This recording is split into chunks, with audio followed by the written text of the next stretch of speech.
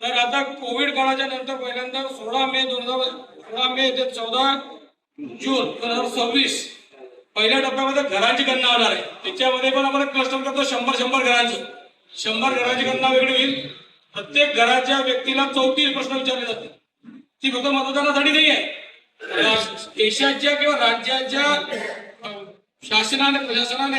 शासनाने दिलेल्या योजना त्या घरापर्यंत गेल्या पाहिजे, त्या महिला भगिनीपर्यंत गेल्या पाहिजे, त्या शैक्षणिक आयुष्य जगणाऱ्या माझ्या भगिनीपर्यंत गेल्या पाहिजे, त्या विद्यार्थी मित्रांपर्यंत गेल्या पाहिजे, बेरोजगार तरुणांपर्यंत गेल्या पाहिजे. या सगळ्या योजना तिथे पारदर्शक केल्या पाहिजे. म्हणून खऱ्या अर्थाने त्या गावात राहणारा तो व्यक्ती त्याला त्या 34 प्रश्नाच्या अनुषंगाने तिथे अनेक प्रश्न विचारले, त्यातून तो विषय पुढे जाईल. म्हणून 100 घरांचा क्लस्टर करून तशा पद्धतीची जनगणना 16 मे 2026 ते 14 जून 2026 दरम्यान होणार आहे.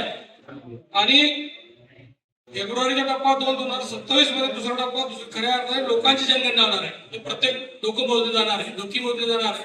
या दोघी गोष्टी या टप्प्यामध्ये होणार नाही. तो टप्पा आपल्या प्रत्येकाच्या म्हणजे तुम्ही सगळे आलेले समाजातले प्रमुख लोक आहेत, तुमच्या डोक्यात हा विषय असतात, लोकांमध्ये पोहोचेल आणि लोक त्याला पॉझिटिव्हली सहकार्य करतील.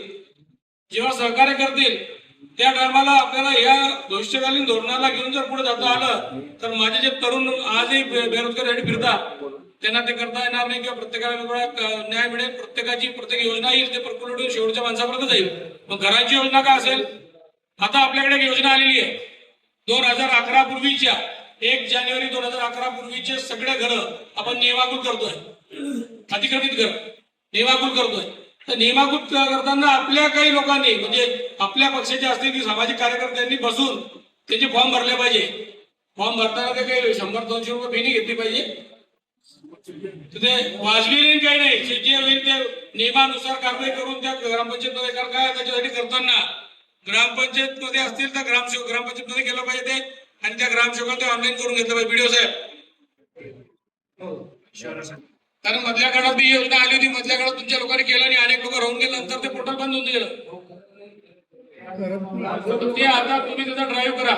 तो ग्रामसेवक तिथे थांबला पाहिजे, ते करून घेतलं पाहिजे. आता एका गावात 2-2 ग्रामसेवक असतील त्याचा वेगळं विभाग होऊन द्या. शेवटी 64 ग्रामपंचायती आहे. ग्रामसेवक किती तुमच्याकडे? 40. काही जास्त कमी नाही आहे. आता ऑपरेटर पैसे घेऊन काम करतात.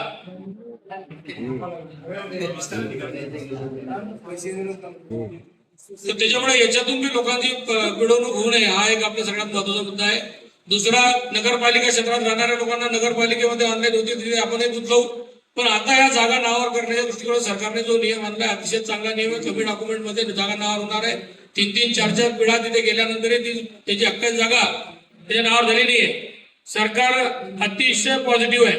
सरकारच्या माध्यमातून माननीय मुख्यमंत्री देवेंद्र फडणवीस साहेबांच्या माध्यमातून, माननीय उपमुख्यमंत्री एकनाथ शिंदे साहेबांच्या माध्यमातून या सगळ्या योजना खूप चांगल्या पद्धतीत आपल्याकडे पार पाडण्याच्या दृष्टिकोनातून आपण पुढाकार घेतला पाहिजे. कार्यकर्ता म्हणजे ते कामच केलं पाहिजे आणि अधिकाऱ्यांच्या मागे लागून काम करून घेतलं पाहिजे. शेवटी अधिकाऱ्यांना अनेक कामं असतात. लगेच आपल्याकडे काही गारपीट झाली की अधिकारी लगेच तिकडे पडतात.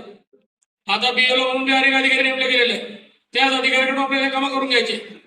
म्हणून मला असं वाटतं की आपणही थोडंसं फॅक्च्युअल धोरण ठेवून आपल्या गावातल्या जास्तीत जास्त लोक शेवटचा माणूस, कधी कधी तो आपल्या पक्षाचाच नाही आहे, तो आपल्या विचाराचाच नाही, मतदानच करत नाही असं विचार न करता जो येईल त्याचं काम करता आलं पाहिजे. नंतर त्याच्या मनात बदल खूप होतो. पण खऱ्या अर्थाने ही योजना खूप महत्वाची आहे.